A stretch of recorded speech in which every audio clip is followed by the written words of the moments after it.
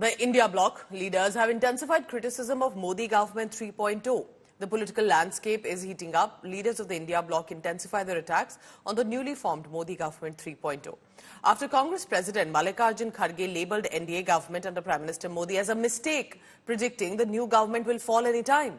Dravida Munnetra Kazhagam chief M.K. Stalin, who is also Tamil Nadu chief minister, took a sharp jibe at the NDA administration. Tamil Nadu chief minister went on to say that winning 240 seats is basically Modi's failure and that Modi is prime minister for the third term only because of Nitish Kumar and Chandrababu Naidu.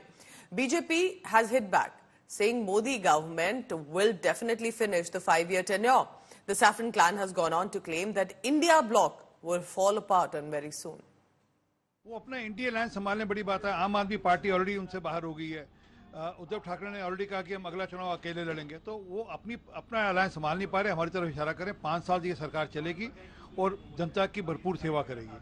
मैं खुशनसीबी है भाजपा की कि ऐसे विपक्षी पार्टियां हैं जो 99 सीटों पे हारने के बाद भी अपनी सरकार बनने का मॉरल विक्ट्री का दावा कर रहे हैं और जनता का जनादेश है। सरकार एनडीए की बनी हुई है, प्री पोल अलायंस था एनडीए का और पूरी तरह से मजबूती से जनता के आशीर्वाद से ही अलायंस आगे बढ़ेगा, अपने कार्यकाल को पूरा करेगा। मेरी एक ही नसीहत है विपक्षी नेताओं से कि अपने गिरेबान में झांके, असलियत को स्वीकार करे कि 10 साल के बाद भी आज कांग्रेस पार्टी 2014 में 50 से सिर्फ 50 सीटें बढ़ा पाई है। जिन टुकड़े टुकड़ों की बात करते थे, खुद अब टुकड़े टुकड़े करके भारत सरकार बना रहे हैं और खुद मोदी साहब 1.5 लाख वोटों से जीते हैं। ये भी शर्म की बात है कि 4-5 लाख से जीतते थे, 1.5 लाख से जीते। इसका मतलब लोग अब आपके खिलाफ हो गए, इसी वजह से आप कम वोटों से जीते।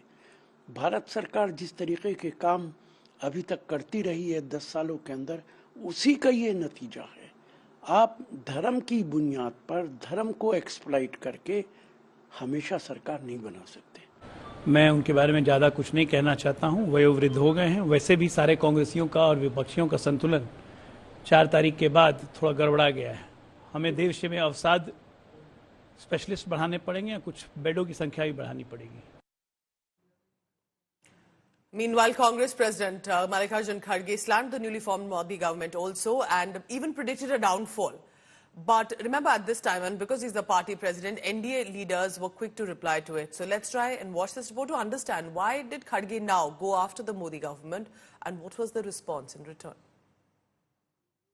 मैं नरेंद्र दामोदर दास मोदी ईश्वर की शपथ लेता हूं कि June 9 marked the show of strength of Naya Sarkar, Modi 3.0. A new rise of NDA, but marred with political slugfest. सच्ची श्रद्धा और निष्ठा रखूंगा। In a heated political exchange, Congress President Mallikarjun Kharge launched a scathing attack on Prime Minister Narendra Modi's newly formed coalition government.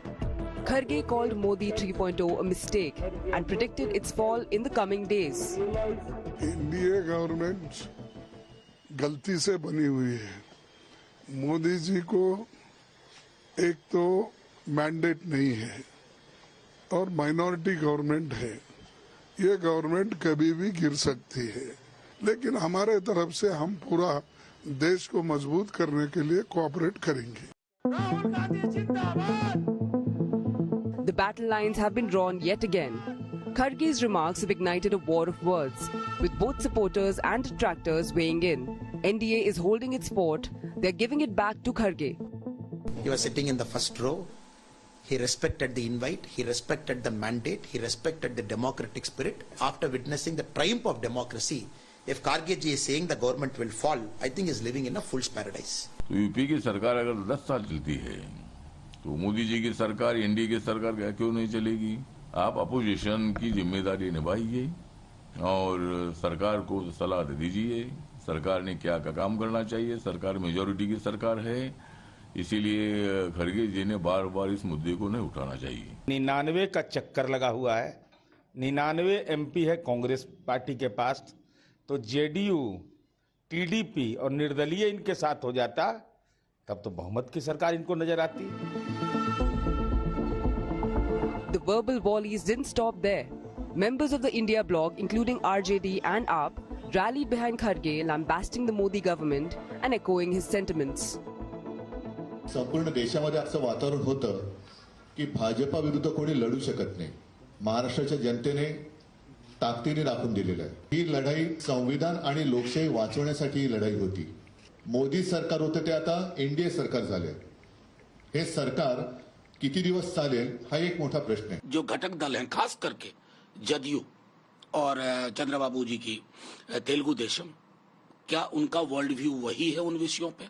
आपको पता चलेगा कि नहीं. भैंस मंगलसूत्र मुजरा के साथ कितना सहज होंगे चंद्रबाबू और कितना सहज होंगे नीतीश जी, ये हम जानते हैं.